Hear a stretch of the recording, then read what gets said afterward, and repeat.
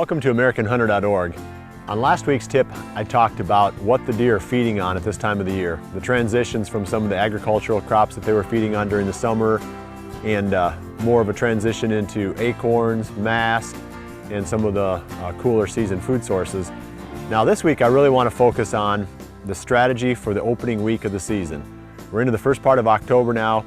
In almost every bow season, I think probably every bow season across North America has opened up. So everybody's thinking about the same thing. How am I going to get on a nice buck during this time frame? The challenges can tend to be pretty difficult to overcome.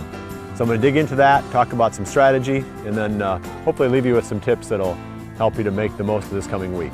First, I want to touch on the fact that October has a couple of different seasons, if you want to call it that.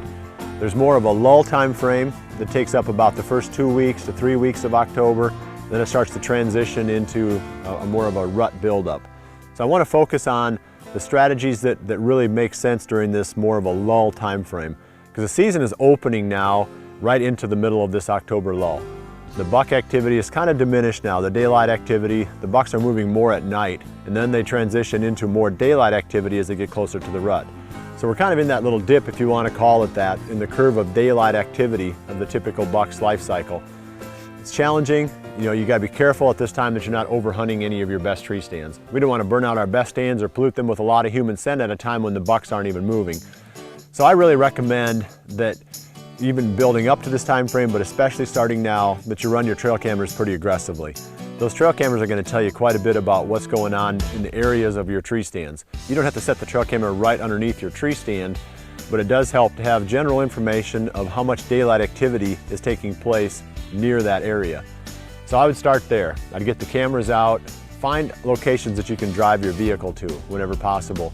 It's a lot better to drive up, pull the cart out, step back in the vehicle and drive away, especially if the deer in that area are used to some human activity. It's better, like I said, than walking in, leaving human scent, bumping into deer, surprising them closer to the middle of their core areas. So try to find a spot where you've got low impact, get your cameras out, find out when the bucks are starting to move during the daylight. If you're not seeing any daylight activity, there's no point in sitting in that stand, because all you're going to do at that time is educate deer. They're going to come by at night, or maybe they'll smell your airborne scent during the day, come by at night and pick up your scent on the ground. Now they're going to be more suspicious and less likely to move naturally in that area.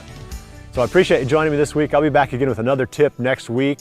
In fact, through the whole hunting season, I'm going to try to keep you up to date with what's going on with the deer and some of the things you can do to stay on top of that movement and the changing behavior of the whitetails. So we'll see you back here again next week for the next tip at AmericanHunter.org.